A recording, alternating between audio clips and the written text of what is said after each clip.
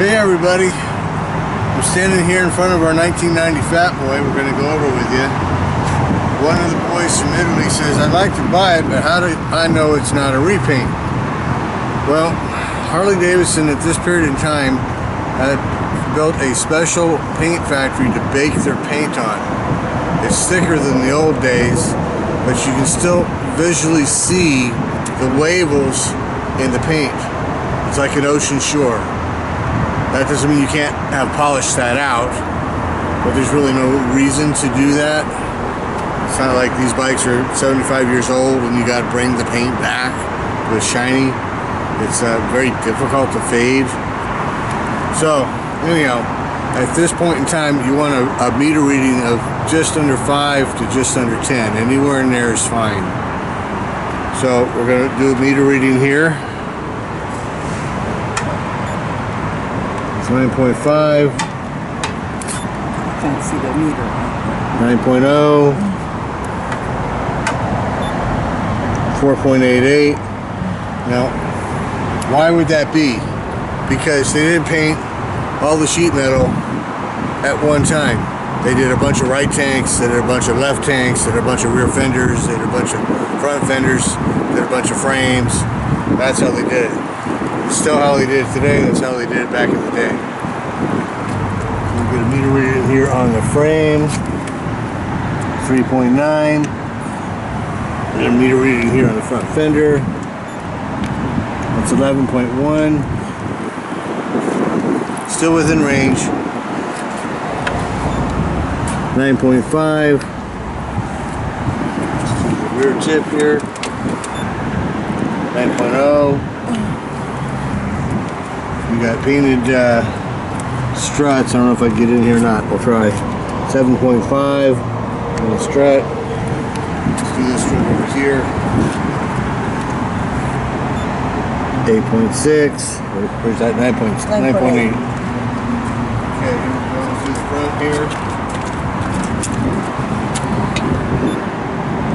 It's 10. 10. I'll turn this off here. That. See this here? I don't know if this camera's going to pick that up, but you can see the little shore waveling here I'm telling you about. It's not evident over 100% of the paint, but if you look carefully, you can see it in various portions. So it's only got 27,000 miles. I would rate this bike as an easy 9. And somebody did an incredible detail on it, and you know, there's a little scratch here and there, so you do a little wet sanding, you know, like a $500 detail, it would be an easy 9.7, 9.8. So I don't know how anybody rides a bike 27,000 miles and keeps it this clean. There's no way in the world I could do it. But it's not immaculate. It is really nice. So let's go over to these little doodahs here. These here are like a gold emboss or gold plate. I'm not sure exactly how they applied the gold, but these are gold. And they were expensive. Remember, this is a 90. These little fuckers here were 35 bucks. These are about 80. Okay. These here were like 130. These little gas caps were about 60, 70 bucks.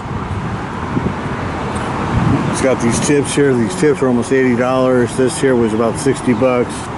Okay, now if you want to know what that means in 2023 money, add a 0. You go, huh? Yeah, that's right, add a 0. So these are factory accessory pegs here. Factory accessory pegs. Got the original Fatboy. All this yellow stuff you see here was 1990 Fatboy only. Came with a painted oil tank, swing arm, frame, struts, all this silver color. Now these are a special coating that Harley used. Same with the rims.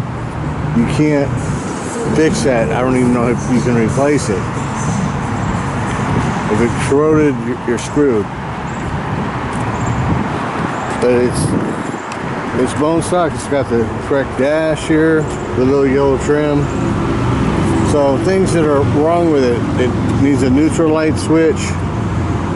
The little pieces come off here, so it's going to rattle until you fix that. Says your Harley bag, snap-on windshield. It's got the right spots. It's very, very difficult to find a 90 in this shape. So at auction they bring anywhere from 15 to 22 plus the juice plus the tax and licensing. You follow me? So you can add another 20-25% over your $15,000, which is the lowest I've seen them go for sale price. So this one is for sale. It's going to go on eBay if nobody steps up here in a few days. The asking price is $20 on this one because of how clean it is, how correct it is. And we're going to fire it up, assuming I got battery, and take it up and down the block here. There you go.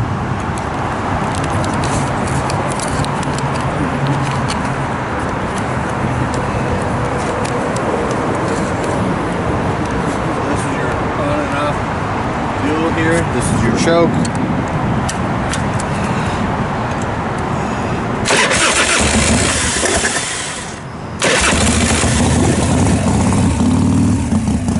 Start. Warm.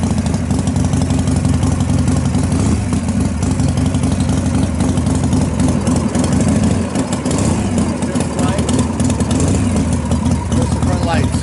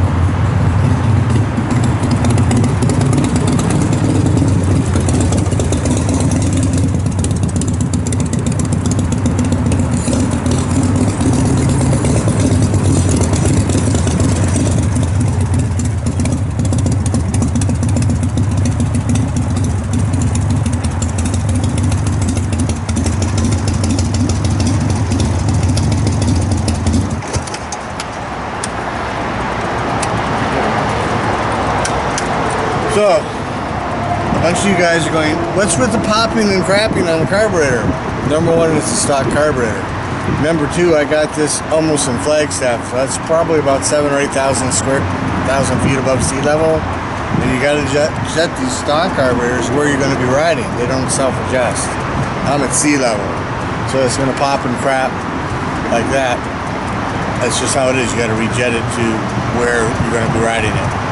So if you're higher or lower, you know, than 5,000 to 8,000 square feet, you're going to have to adjust the carburetor. Nothing I can do about that. That's the stock carburetor. You want to get rid of that, put an S&S on it. But then it ain't stock, right? So stock carburetors go pop, pop, pop. That's what they do. I really can't think of nothing else to say about this bike. It's just, it fits you like a glove. You know, maybe it's just my size or whatever, but I've had lots of Softails. And I can get about 1 out of 100 that just goes, wow, this is the bike. And it's one of those. It's a really rare, this feels so good to just sit on it bike. It runs really well, except for the sea level popping the carburetor, but it runs really, really well. It's very strong. So, it is for sale. It is not cheap. It's a collector's bike. So, we'll let it sell. The right guy will pay for a collector's bike. Follow me? Because they're very hard to find. I haven't had one of these in 30 years. They're hard to find. And they're always stupid money. So we'll see you on the next video. Bye.